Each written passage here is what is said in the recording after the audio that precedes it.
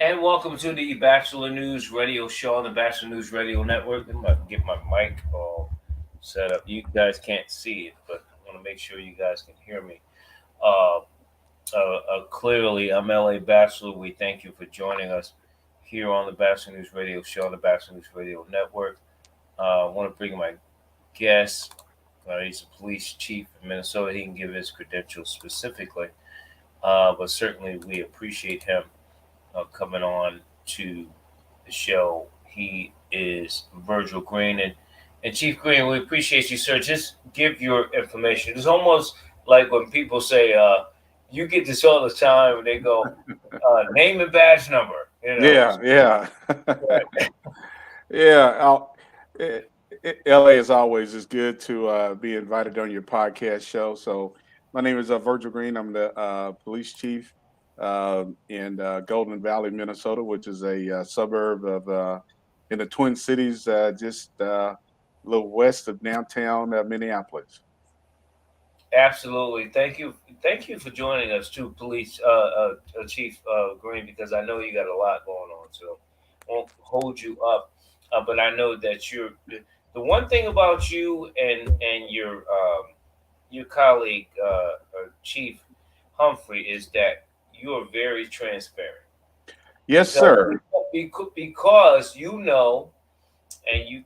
Well, I don't want to get you in trouble, but you black first and then the blue line second. So, and I appreciate that. So that's why we always have you on because I know you're always going to be transparent. You're always going to tell the truth, and I appreciate that.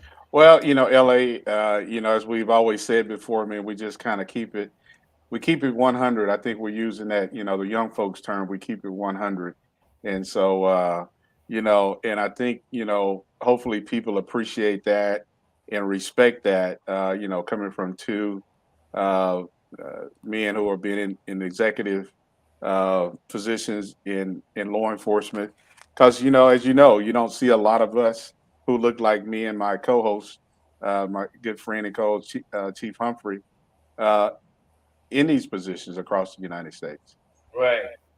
And wanted to bring you in, Chief, because we were talking about it. Well, you and I had an off air conversation, but um, and you're very familiar with it, with you being a chief in Oklahoma, so you understand this First Amendment audit that a lot of people have been doing. These recent groups, they call it the First Amendment auditors. They've been challenging police, gaining media exposure. They've been filming inside various public spaces. That's a key word, public Public spaces, space, correct? right?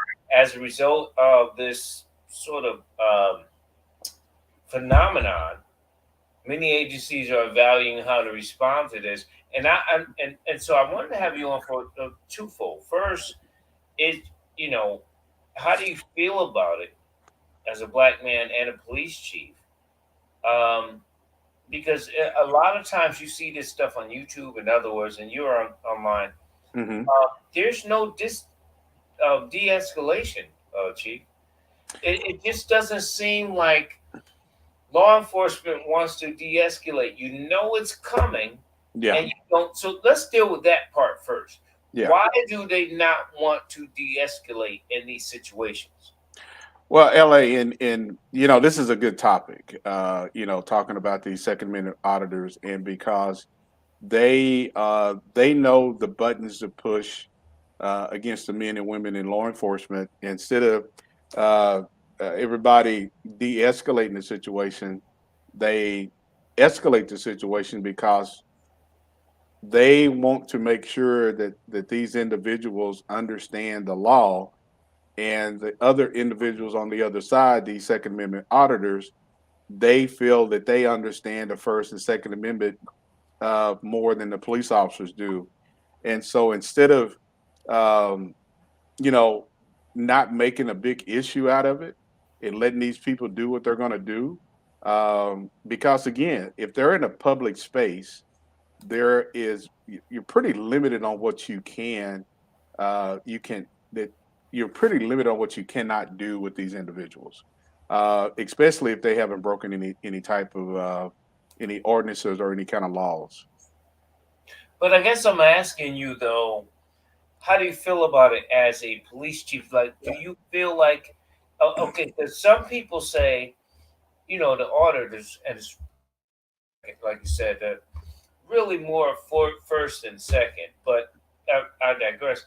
But they're doing these things, and and these auditors are deemed to be antagonizers rather than just holding your Yeah, public officials accountable.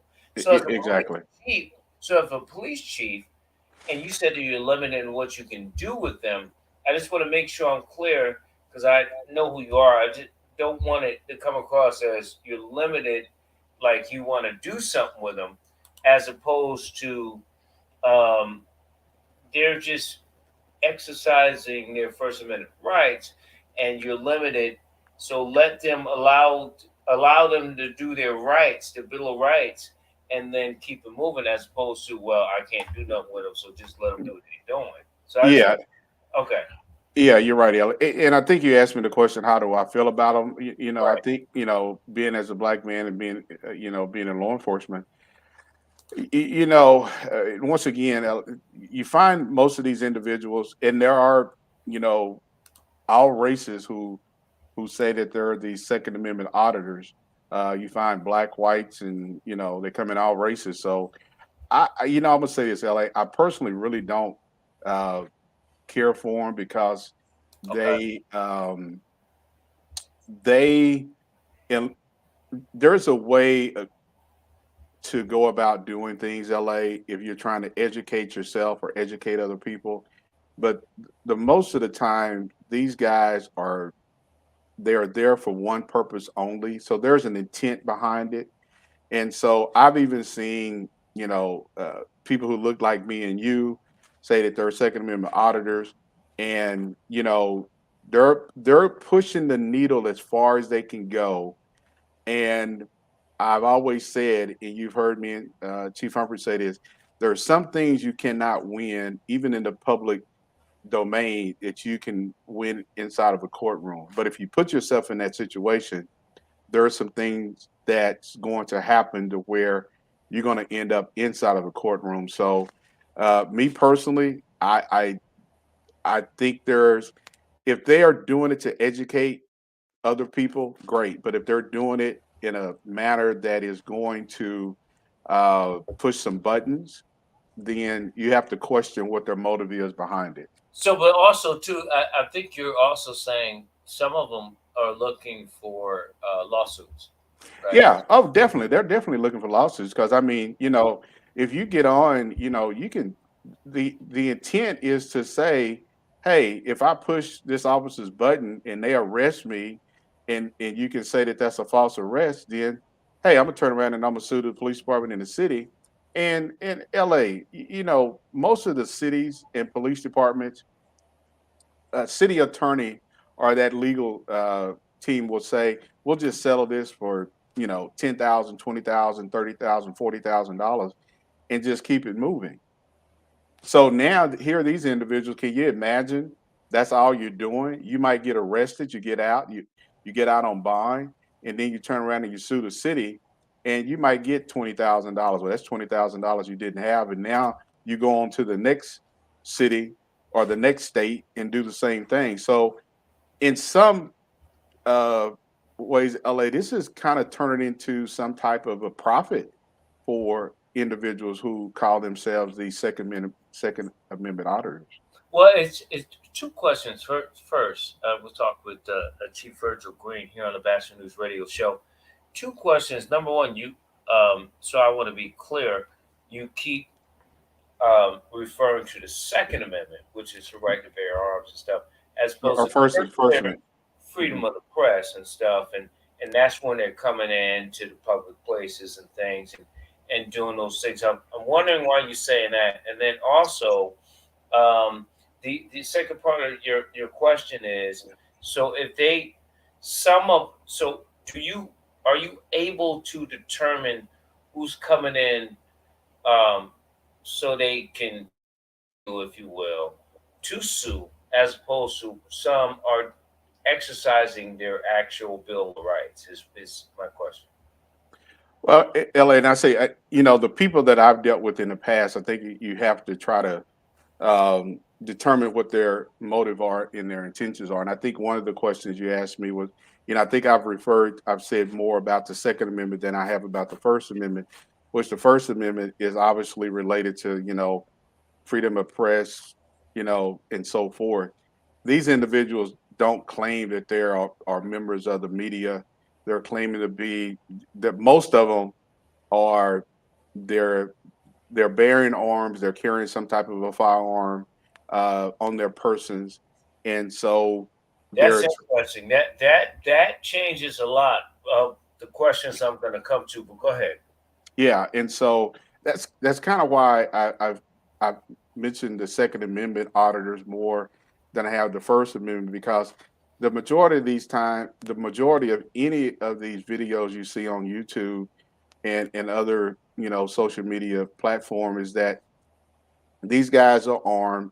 Most of them are they are trying. They're very close to some type of federal property, whether it be uh, a federal building, and so they're now you've got those officers who are questioning these individuals about what type of business do they have with their now if somebody is outside of one of these places and to the listeners and just taking pictures there hey you can take all the pictures you want but I think now when you have people who are showing up to these places with a firearm on their waist uh, it kind of changes the conversation a little bit. Yeah, and so that man, you just Chief, you took me all over the place. I wasn't expecting to go because if you are you saying in your experience you get more Second Amendment auditors with guns on rather than what a lot of us, right, citizens see on YouTube where they're at the post office or they're at the police office, right, where they can go Yeah, freely, right? yeah. Can't stop them and all that stuff, but Hmm. they're carrying. So you're seeing more people carrying audits rather Yes. than free press audits. Yes, I've seen more people carrying firearms, and these individuals know LA that if they are trying to give an example, back in Oklahoma City, when I was at the Department of Public Safety for a short time, an individual who was well known to a lot of people, and even to me, uh, came inside of the Department of Public Safety building. He was not armed. He knew he could not come inside of a state building with a firearm, and he had his camera out. He came in the building, and as long as he did not get into the space of where the employees were working, uh, he took photos of retired troopers on the walls. He could do all that because that's an open space. Never said anything to him, but he tried to push the button, but So I just didn't take the real bait. quick, Chief, real quick. Right, real quick, you're going in and out, so I just want to let you Okay, know okay. for some reason. But yeah, you didn't take the bait. So, and we're talking to Chief Virtual Green here on the Batchelor News Radio Show. So, what's a good audit and what's a bad audit, Chief, in your opinion? Let's say with a good audit, Okay. somebody who is trying to educate the public about what public officials can and cannot do with limiting what they are allowed to do. Uh, there's a way to go about doing this here and doing it in a manner to where you uh, again it's all about education. Now, if you're on the bad side of it is that you clearly know that you are going to piss somebody off, and now you've got it. on, you're live streaming it, or you're going to upload it and put it on YouTube. So clearly, you have there's a motivation behind it, and that motivation behind it is to eventually see if you get arrested, or if that officer uh, does something to violate your rights. Now you've got it on tape, and it's pretty hard to dispute that evidence when it goes to court. Well, so again, just playing devil's advocate because you're a friend. Um, how do you determine that? Everybody's going to put something online. So how do you determine nefarious um, ways as opposed Yeah. to you really want to make sure you hold your public officials accountable? Well, and I say this, and I think when you talk about public official, let's kind of go talk about that for a moment. Sure. So, when you're talking about police officers, holding the police officers accountable, uh, you see there's a lot of interaction between these individuals and police officers. You don't really see a lot of interaction between these individuals and other elected officials, such as, say, a um, a city council member, or a mayor, or a county commissioner. If you are really trying to, if you really have some questions about the business of that local government, whether it be a county government, or a municipal government, then now you're getting into the space of being somebody associated with the news media, that First Amendment. Right. So I guess to when the other part of this is, and I started with this with you, Chief, is that you understand whether people like it or not, and I mean that's what I'm getting from you. That you're a black man first, and you're a police chief, blue line. Use blue line because I know you don't like that, but you're a chief second, right? So it's the reason why you do your show. It's the reason why you're very direct and honest and open and transparent. So again, are these First Amendment and Second Amendment auditors good just for the Constitution or for people in general, or it's just for, let's just be real.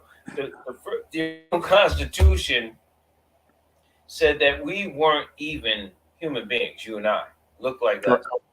right? Correct. So if people are auditing because they are standing up for the Constitution, and if they're standing up for the original Constitution, then is this a good thing or a bad thing? Because and you and I already had a conversation.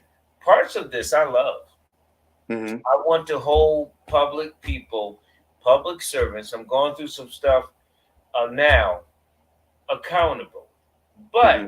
if you're only doing it because you doing that flag, and we know that flag doesn't really represent us all the time, if you will, then that's a problem. So, do you think it's a good thing or a bad thing, or sort of in between, in terms of this whole first and as you mentioned, the Second Amendment of the Constitution?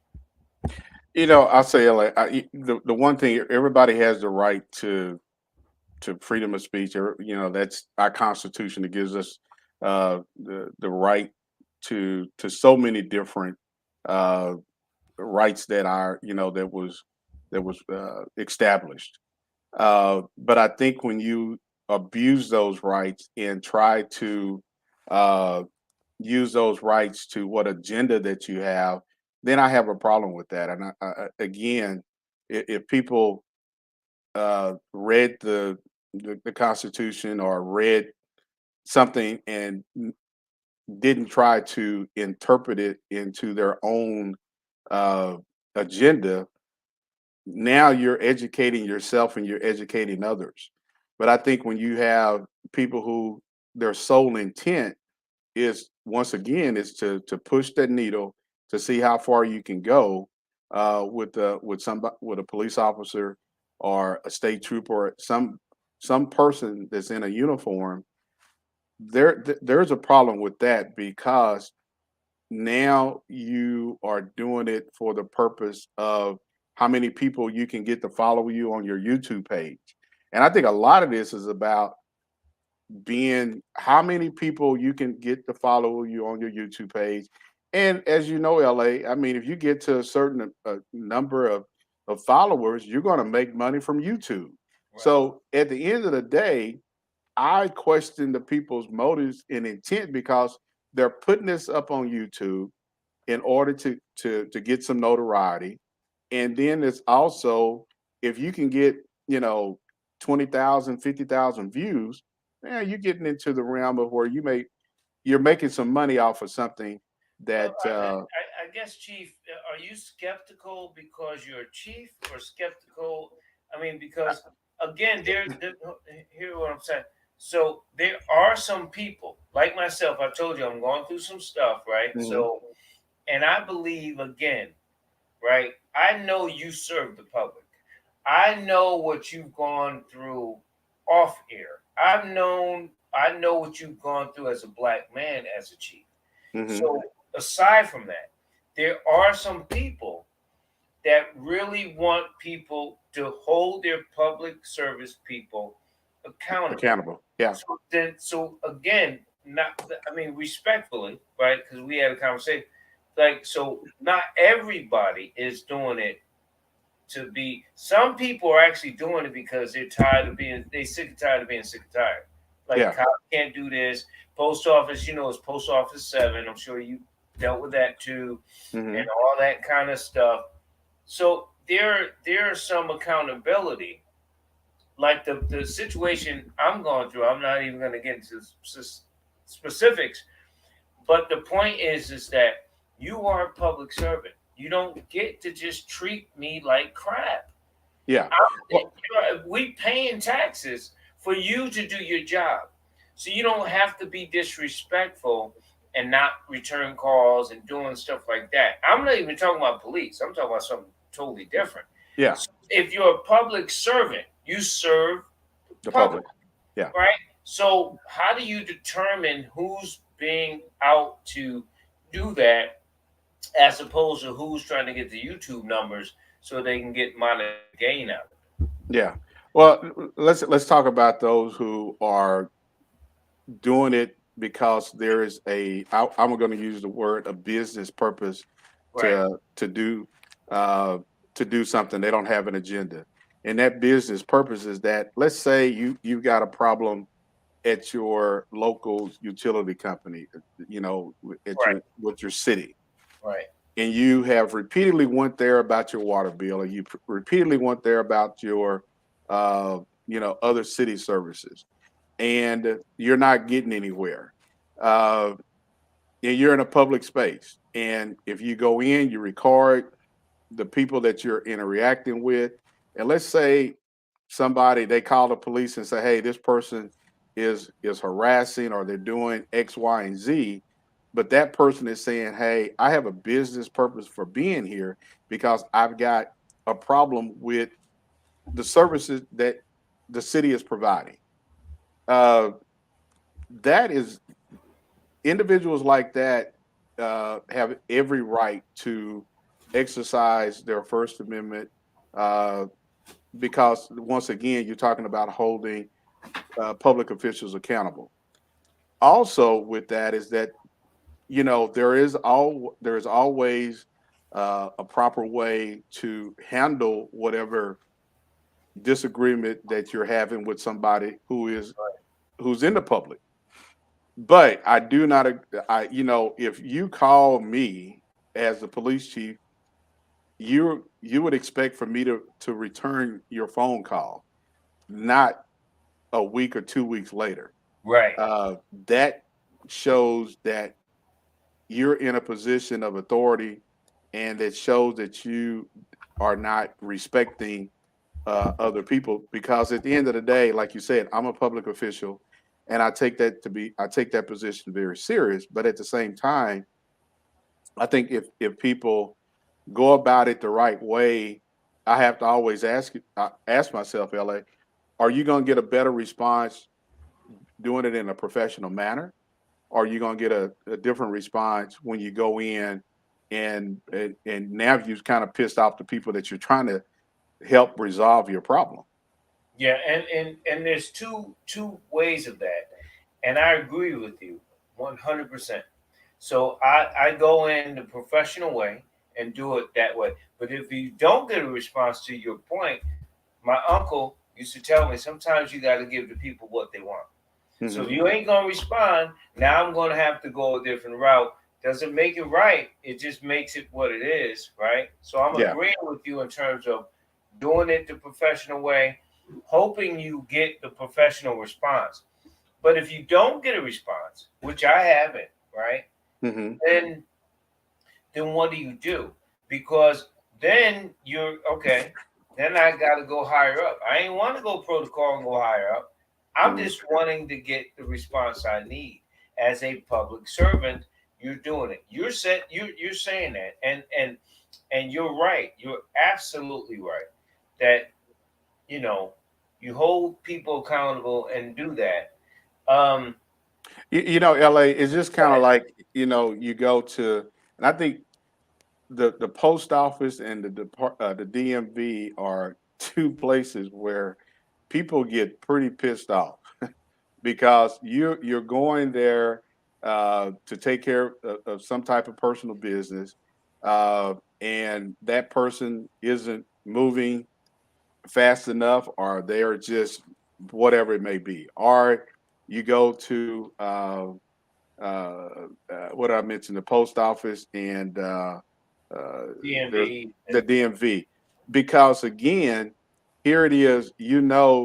That this is the information that you have been asked to provide, and you get there, and that person, for whatever reason, they're having a bad day, and they're saying, "Oh well, now you need X, Y, and Z," and so when you get that, you got to go back to the end of the line. Well, that line is clear halfway to the door, instead of saying, when you get what you need, come back up here, we'll get somebody to help you. Now you've pissed that citizen off, and so now there's a confrontation that you're going to have with that person. And again, that person needs to be held accountable. And oftentimes you see supervisors who don't hold employees accountable, and then oftentimes you see supervisors, those people who are over the supervisors, they don't hold them accountable. So it just comes down to, again, you can be as nice as you can to some of these people, and they're still going to be disrespectful, but they forget that they're working for the public. It's not private, they're working for the public. Two things, and we thank you for joining us, talking with Chief Virgil Green here on the Batchelor News Radio Show. So, Chief, is there any training that you in your agency that deals with public filming, public places, dealing with that type of stuff? Are you guys engaged in any of that? Well, I have to say, LA, with the new agency that I'm at now, we haven't, uh, that type of training hasn't Right, happened. you just there. You just got there, so Yeah. okay. Yeah, but I'll say for the other agencies that I've been at in Oklahoma and as well as in Arkansas, uh, there has been training for officers to uh, uh, pretty much de-escalate the situation and not escalate the situation. Said Uh, the magic word. Go ahead. yeah, and because I just go back to my experiences with these individuals, uh, the one thing that they'll have is a camera, uh, and that or a cell phone, and they're recording you. Um, I don't even give them the time of the day, because I'm just like, hey, listen, if you want to walk in here and take pictures of people who are on the wall, as long as you don't go over here and violate somebody's privacy, who may be standing at a window taking care of some personal business, now you're crossing the line. But if you want to walk around here or go in the bathroom, be my guest, because I'm not going to say anything to you. And so that's what I've told my officers, is that don't engage with these people, because engage with them to see what they're doing. And And once that's your right. You get called, you got to investigate. Yeah, once you find out that they say, "Hey, I'm so and so, I'm a Second Amendment auditor or a First Amendment auditor, whatever they claim to be, and I'm in a public space," okay, here's what you can and what you cannot do. You cannot invade another citizen's privacy. Okay. Other than that, if you want to walk around here and take pictures all day long, but I also have told people you got to realize you're in a public space. If a citizen says, "Hey, you cannot take my So, picture," or right. "I don't want to be on your video," because LA, let me give you an example. Let's say this person has a child with them, and that child is with that person because of some type of they were placed with them, and their their privacy has to be protected. Now, you and I wouldn't know that, and neither would one of these other people who claim to be one of these auditors. They wouldn't know that. But if this parent says, "Hey, listen, you can't film my child because of whatever circumstances," you got to respect that. But if they don't respect that and law enforcement is called in, now if that parent says, "Hey, listen, you know, this child is under protective custody. He's a ward of the state.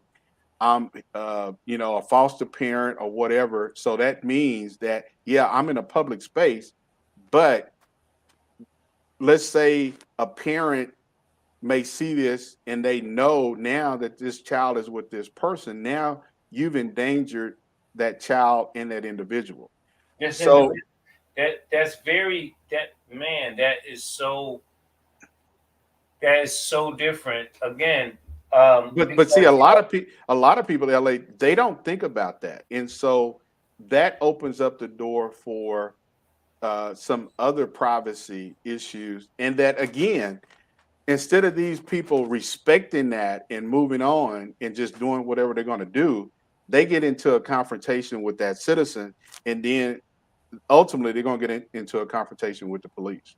so then why wouldn't, again, because I'm respecting what you're saying, but if you're in, so you're in a public space. I mean, there's cameras everywhere, right? Everywhere.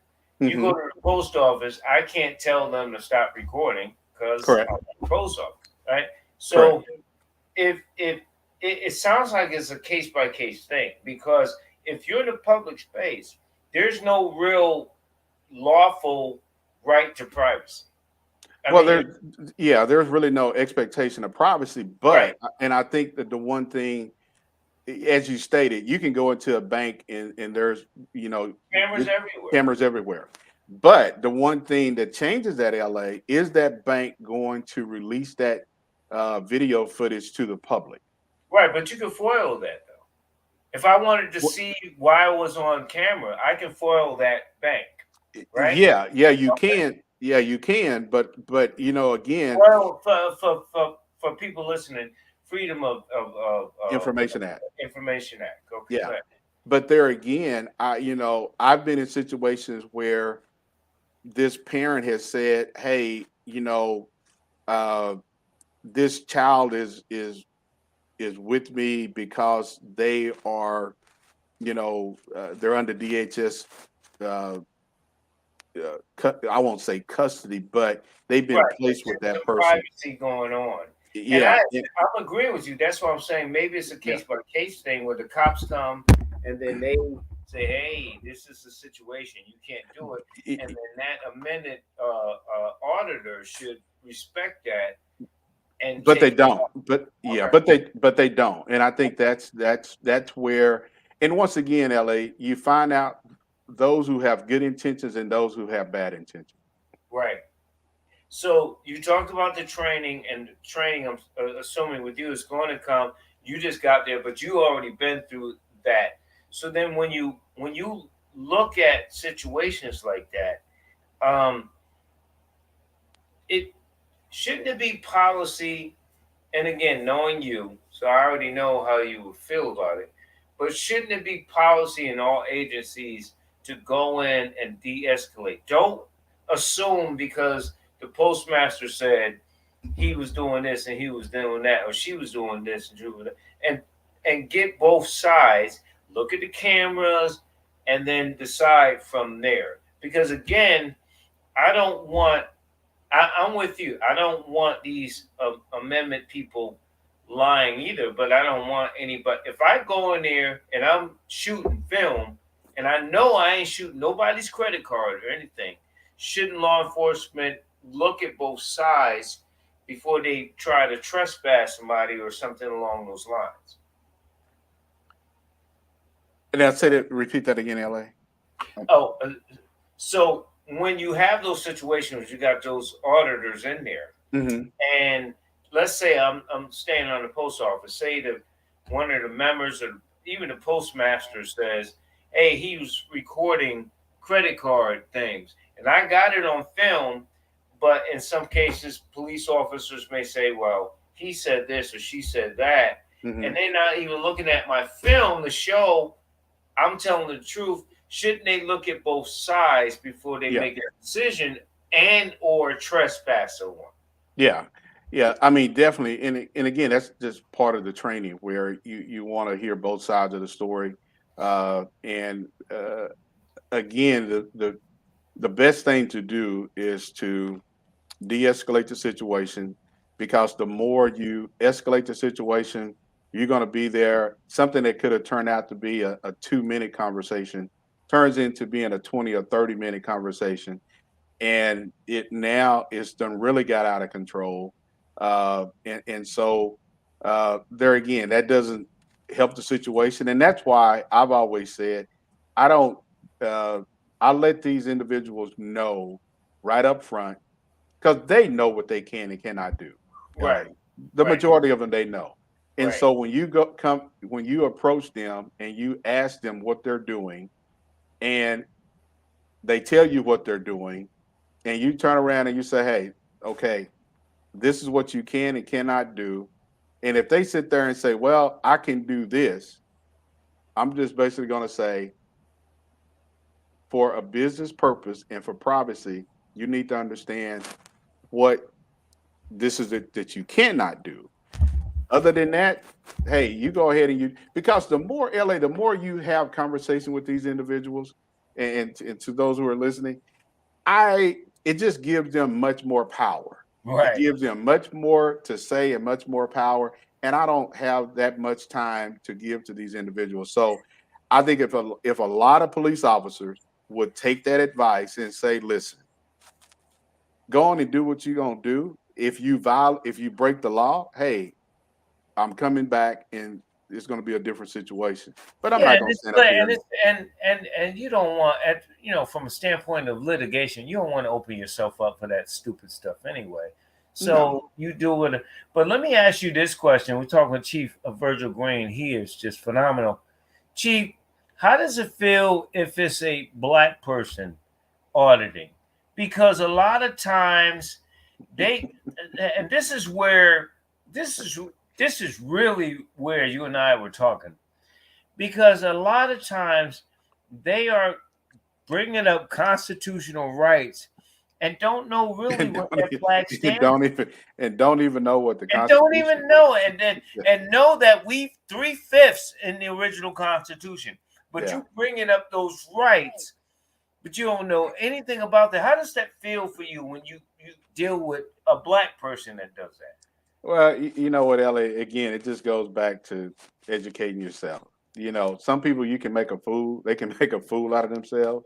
Uh, and the majority of these people, they do, because the majority of the people, and this isn't about race, La, but I have to say the majority of the people that you see doing these here videos and encounters with law enforcement are white males between the age of 25 to 60, Right. in And that age but range. for me, respectfully, and I'm saying this on the record, on recording, so it's not you.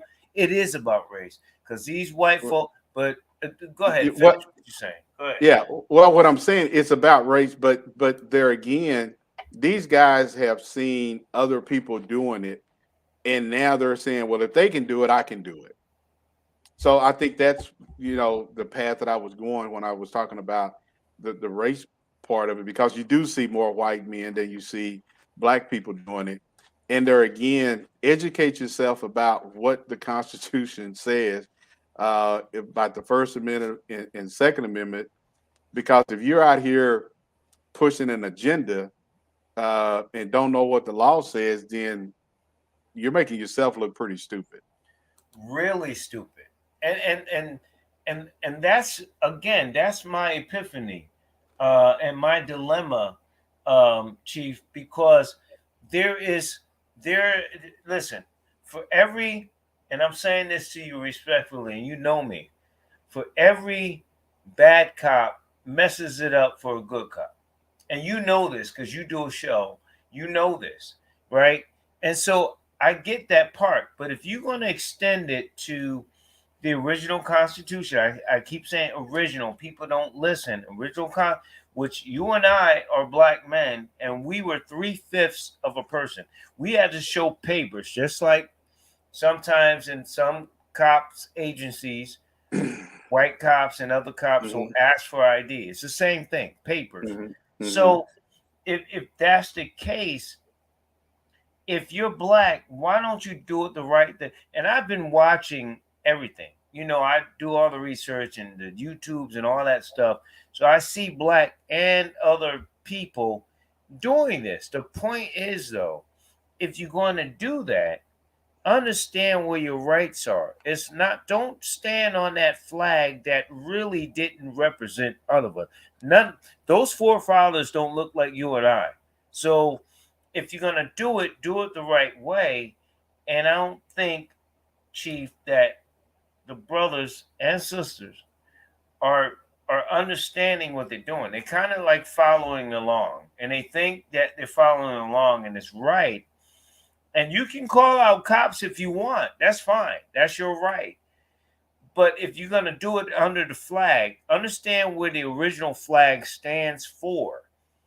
And I don't think they get that, Chief. And that's a problem. Really Yeah, is. yeah, you're right, LA. And I may go off script just a little bit, but I hopefully this kind of makes some sense.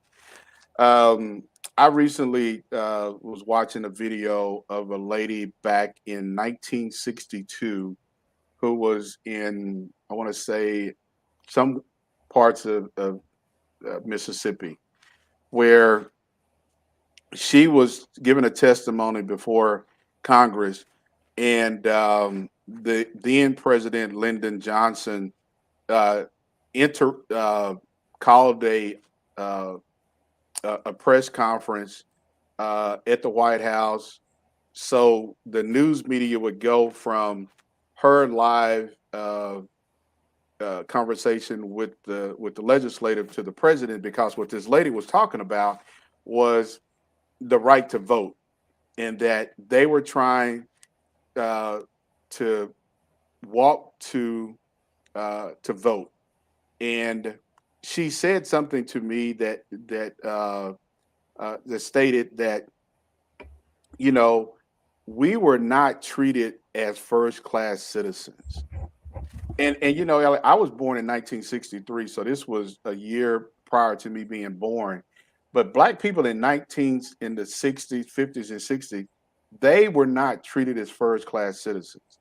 And so here we are now in 2023. You got individuals who are running around here doing this First and Second Amendment auditors, and but they don't know the law and they don't know the Constitution. And I'm sitting here thinking about what this lady said in 1962, just some 50 something years ago. Black people were not even considered to be first class citizens. And I don't know if that kind of brings into the conversation that we're having about black people who are running around here doing this here First and Second Amendment audit, but not even thinking about the civil rights of what people before them had to go through so they would have the privilege to doing what they doing now. So that just kind of really stuck with me, that how that in 1962, my parents, my grandparents, your grandparents were not even considered to be first class citizens. They were not to even be considered second class citizens because they didn't even have the right to vote. And let me give you a quick story, another story. So I'm taking a vehicle to the airport to fly out. I'm speaking with this guy. We just happened to start talking. This is a while ago. Trump was involved. Trump was president, or no, he was about to be president or running for it. And he was like, he's gonna tell it like it is. He's gonna, drain the swamp, and it's about the Constitution. I said, okay, what Constitution? He said, the Constitution. I said, so do you believe in the original Constitution? He said, yeah. I said, well, the original Constitution said I was three-fifths of a person. He said, Mm-hmm. oh, no, not that one. Not that one. The other one. You see what I'm saying? Yeah. So we have a convenient way, black and white, right, to push our points. I don't. I really don't give a damn how you feel in terms of if you have an opinion, but if you're going to have that opinion and you're going to force it on me and society, have some facts. That's Correct. all. And if you can't have no facts, then I got no time.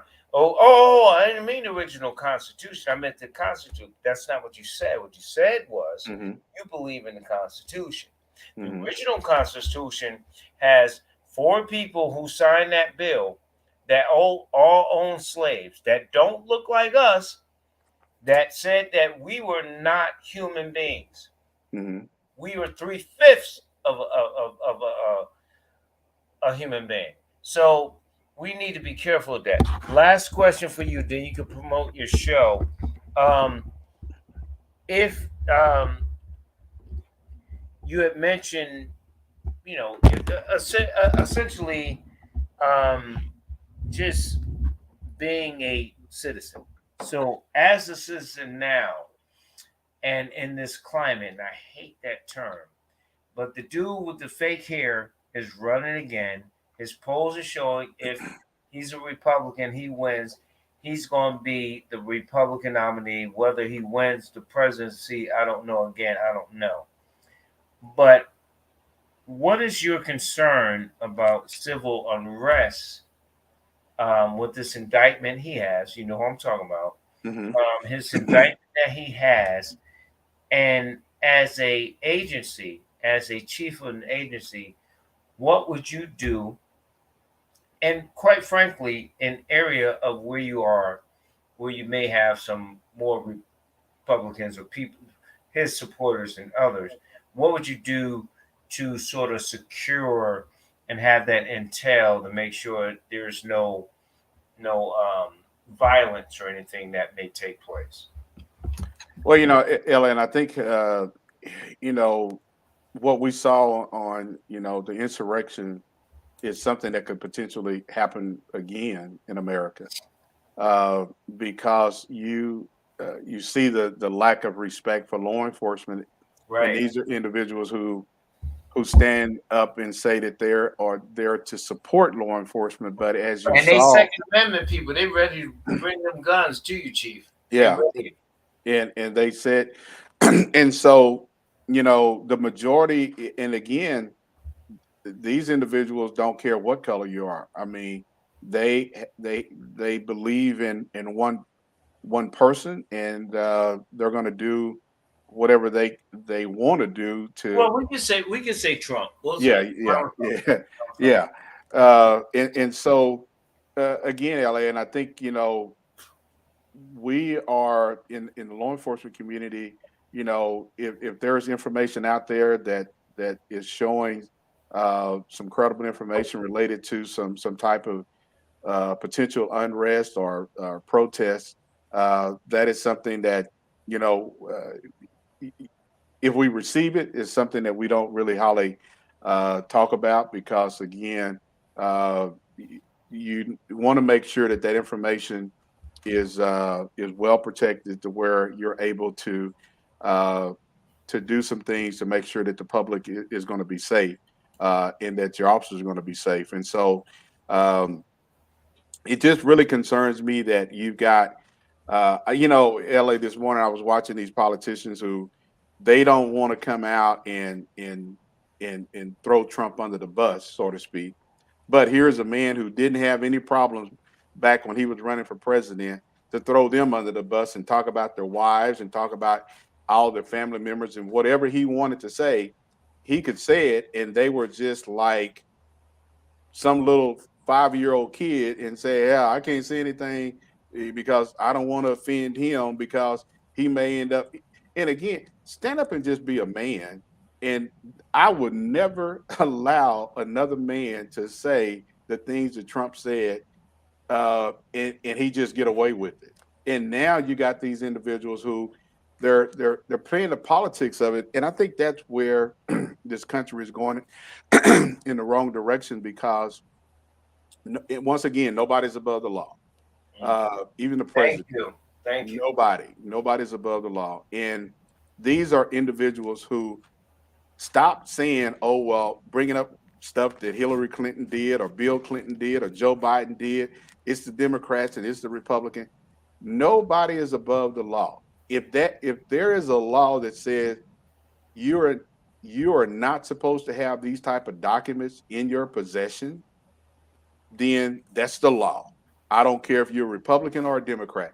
And these guys really get me when they get up here and they want to talk about, well, Joe Biden did this. We're not talking about Joe Biden. Joe Biden is not the one who has been now for the second time indicted on some federal charges.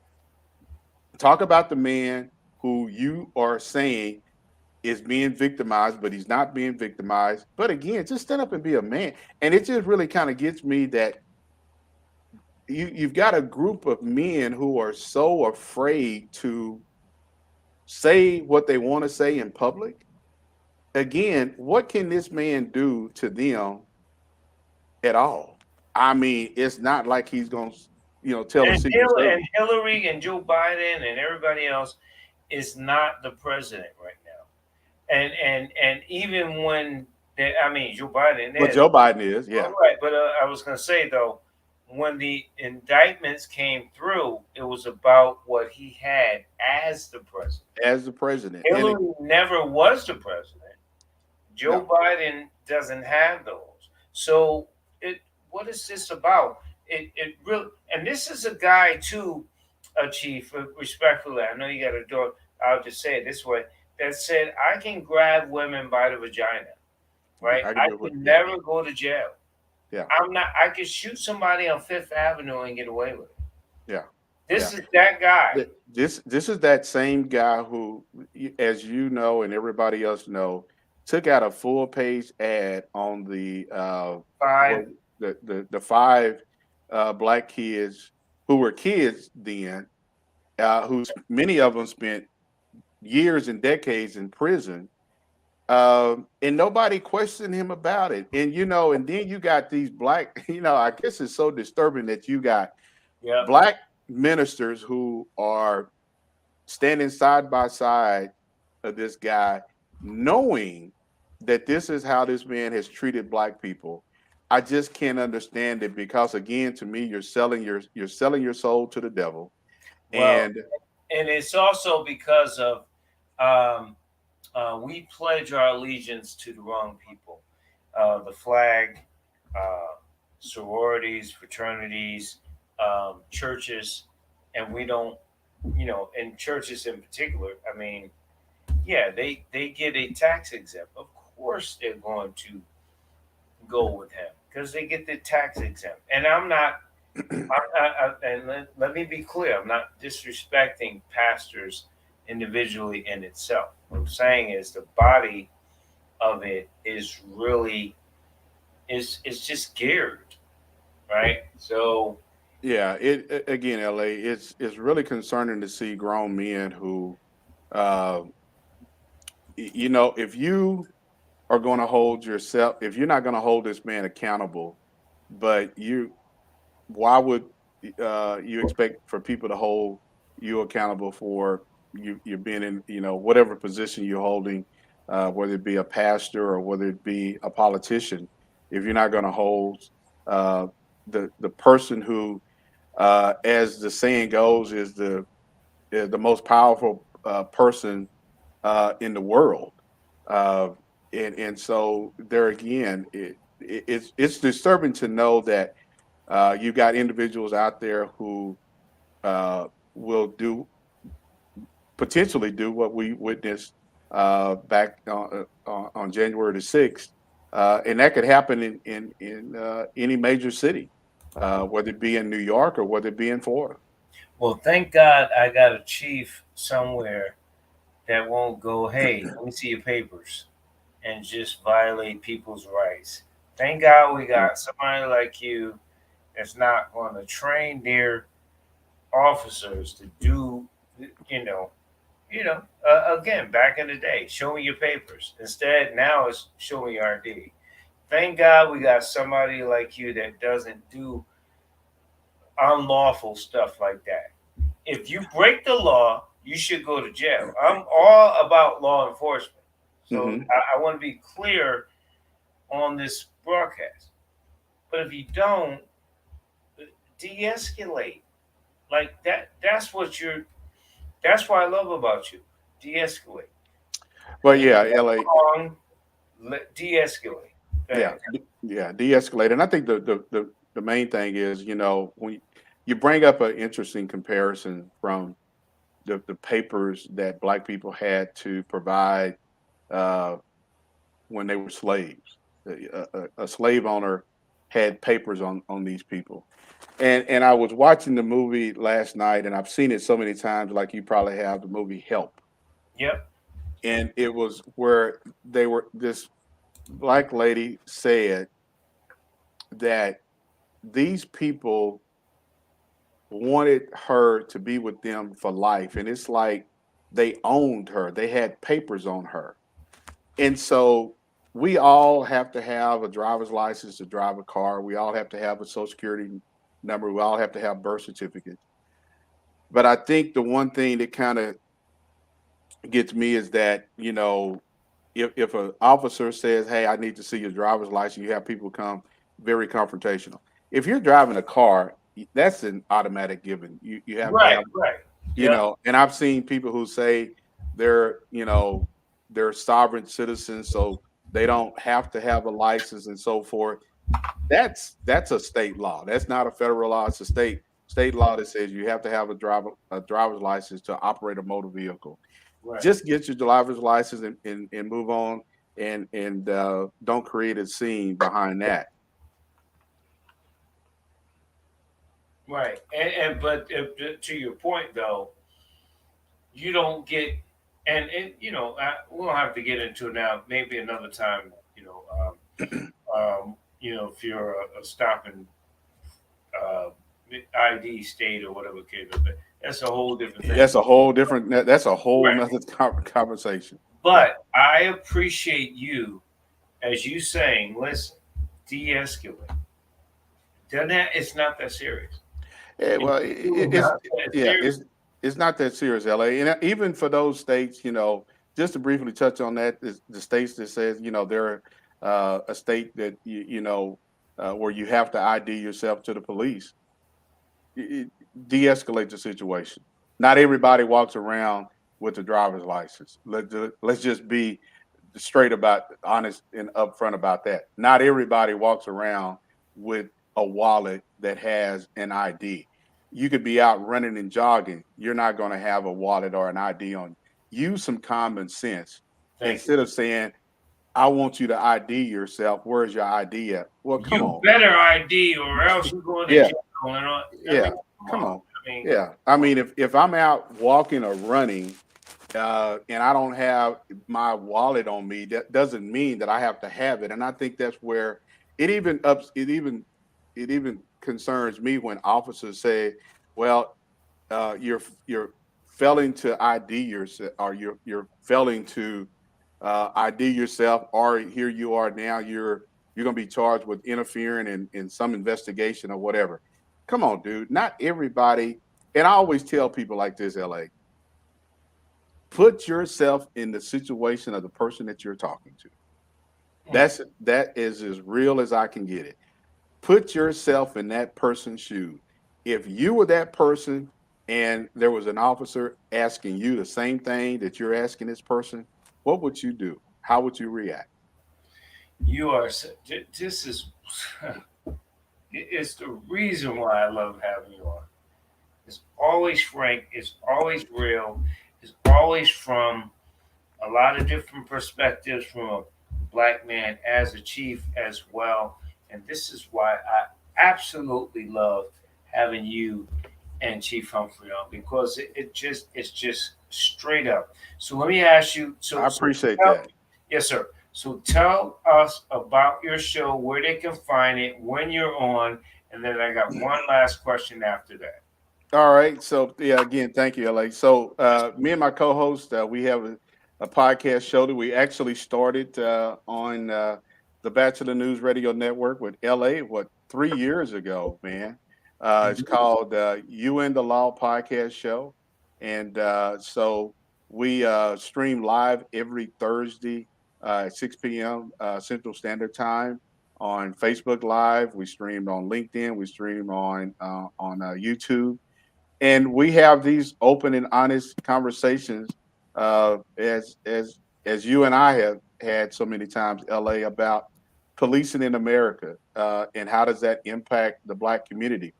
And if you can't catch us live, you can go to our Facebook page, You and the Law Podcast Show, and or you can go to Spotify, uh, Anchor, Google Podcasts, wherever you listen to your podcast, just search You and the Law Podcast Show, and you can listen to our rebroadcast shows. But LA, I have to uh, let the listeners know, and you know that without you, we would not be where we are today. So we definitely appreciate you giving us that opportunity to come into a space that me and my good friend and co-host had never been before. We had an idea about having a podcast and talking about topics related to policing in the Black America in Black America that's impacting our minority communities.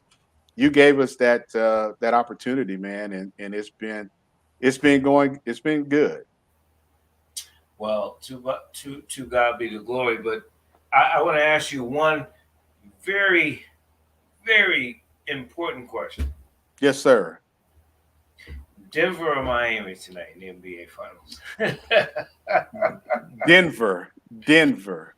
uh, it, You know what? I would hope that Miami would pull it out because you would like to see the series, the championship extended. But man, Denver has just been nobody can stop them. I think this is Denver has never won NBA a championship. never, never. And so I think they've just got the players who some people are popping up saying Denver, Miami is too short. Uh, so Gary and a couple, yeah. So but yeah, man, I think Denver is just the team, and they've got their number tonight, and so it's going to be it's going to be back in Denver. If Miami could not win in Miami, uh, it's going to be. And can you get Minnesota right, man? I mean, you Can I get what? got a center. You got a center that wants to play guard, shooting threes all the time. Y'all need to have a What? team that's can post and make play. He wants to shoot from the outside. You need a center that's gonna do what Djokovic is doing with Denver, which is posting, passing, rebounding, not Yeah, shooting threes all the time. yeah. Well, hey, LA, and to those who are listening, I may be in Minnesota. I still have to ride with my Oklahoma City Thunder. So even though we have not been a good team since the Westbrook and James Yeah. Harden and Kevin Durant, Yep. uh, I cannot. Everybody say, "Oh man, now you're in Minnesota. You're going to be Minnesota." because Oklahoma City, they're in the same division. So again, I'm keeping my uh, I'm aligning myself with my Oklahoma City Thunders, even though it may take us a couple of years to get back to to a playoffs. As a Sixer fan who can't get out of the second round with Joel Embiid, arguably one of the best top two centers in the game. If we can't get out of the out of the second round, which Yeah, we and the Sixers, I'm a little bit younger than you, but they've broken my heart forever since Doc and Moses Malone 4-4-4, Oh, right? oh So yeah. Oh. then, like '83, I was 13, dude. We ain't won, we ain't won a title since '83. So yeah, One year after I graduated high school. but that's the thing. I get it, right? So my birthday's this week, but then uh, the thing is, like, we haven't been out of the second round, and Gary will tell you, in a long time, yeah, and we haven't won a title since Doc and Moses Malone. It was '83, dude. I've yeah, been in pain for a long time. yeah, yeah, I went through the Jordan age and everything else. So hey, Oklahoma City is probably better off. We just got a coach, fire Doc Rivers, bring in Nurse from Toronto, whatever. But anyway, you know what, man? At the end of the day, it's about the players. The coaches, motivate the players. These guys are making, millions of dollars. If they yeah, want to get out there and play, they're gonna get out there and play. And just like the coach in Denver, I don't think too many people even know who the coach in Denver is. It's not a name like a Doc Rivers or Pat Riley or you know what's the Bart Jackson, all these names that and just like with Oklahoma City Thunder, man, when they brought in the coach who took them to the finals that year, nobody knew who the guy was. He right. was not a household name, and so, but yeah, it's gonna be good to see who. Again, I'm predicting Denver Denver, probably wrap it up. Yeah. so man, I guess if there's some people out there betting, they gonna feel good uh, before the end of the night. Well, the irony of it is that um, we got James Harden. I never wanted him, but James Harden was really good with your Oklahoma City. I never wanted him after Oklahoma City. Oklahoma City, yeah, Philly still got him, and he just needs to go away. And what Gary's saying about the Knicks, okay, Knicks ain't won since Jesus was a baby. So, well, it, you know what, the Knicks haven't won since. Oh, man, I got the opportunity to meet the legend Willis Reed. oh my God, okay, yeah, And because I don't know if well, so I know. Hmm. back in 2005 when he was with the New Orleans Hornets. So Right. in 2005, the Hornets came to Oklahoma City, and so Willis was the vice president of basketball operations, and I got a chance to meet him, to take him to a couple of schools, hung out with him at his house. He is the most down to earth man, and he autographed the basketball. And now since he's passed, that is something that I'm going to cherish uh, until my life is no longer around, where I can pass it on to my kids. But just a all around great guy. Yeah, he was, and Yeah, what he did for that franchise and the way he did it.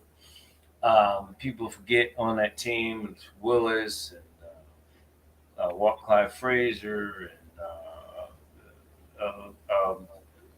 for the Bulls, Phil Jackson. All those guys were on that team. yeah, Dave Busher, all those guys were on that team in '73 when they won. yeah, So yeah, yeah. They call him Gary, as Gary said. They call him the captain. And a lot of people don't realize this. La is that when he had his knee surgery, he came to Oklahoma City in 1973 or '74 and had his knee surgery. and the doctor who performed his knee surgery, I got a chance to meet him, and so it here's a guy who was in New York. What's the chances of him coming way to Oklahoma City to have a knee surgery, and then some 30 something years later, he is back in Oklahoma City for Right, while he was with the Hornets. right, and signing autographs and things of that nature. Yeah, So, yeah, yeah. yeah, I mean, Willis was a great man Oh and, yeah. and a great basketball player. Chief, listen, I appreciate you, man. Love you, man. I got a lot of questions, and when you have time, if we could do it on Monday, whatever, I got a bunch of other stuff and some of the stuff we talked about off air that we could talk about on air. I want to do that again, but Okay. I just love you, man. I appreciate you. You be careful, you and your officers, right? And keep your head down, keep your head up. I always tell you. And say hello to Chief Humphrey as well, sir. I sure will, man. And as always, it's a pleasure, and just let me know, and we'll do it next week. I'm gonna be out, so connect with me, and we'll get it get on your calendar for another podcast. Well, this is my birthday week. I don't make a big deal out of it, and I promise you I don't. My sister wants to make a big deal out of it, so this week will be crazy anyway, but I will reach out to you and we'll go from there. But thank Okay, you. sounds good, sir. Appreciate you. As always, thank you. Yes, sir. Chief Virgil Green, always good to have him on. This is a great man that's honest with his conversation as a black chief in a blue line in Minnesota, of all places. So, I just wanted to say that. Big shout out to Gary Norris Gray. Thank you, sir. Thank you. Appreciate you, brother. I appreciate you for real. And we'll keep running your shows. I'm going to download the new one and put it in, sir. So appreciate you. Thank you so very much for doing what you're doing and bringing awareness to all the things we talked about, all the things we always talk about. So thank you, bro. If you missed any part of the broadcast, go to our website, Pad Nation One at YouTube, Pad Nation One at YouTube, or just put in LA Bachelor YouTube. You'll find it. All of our shows are on the bachelornews.airtime.pro. Bachelor, BATCHELOR, news.airtime.pro. And the show, my show, on my site airs at 10 a.m. to 6 p.m.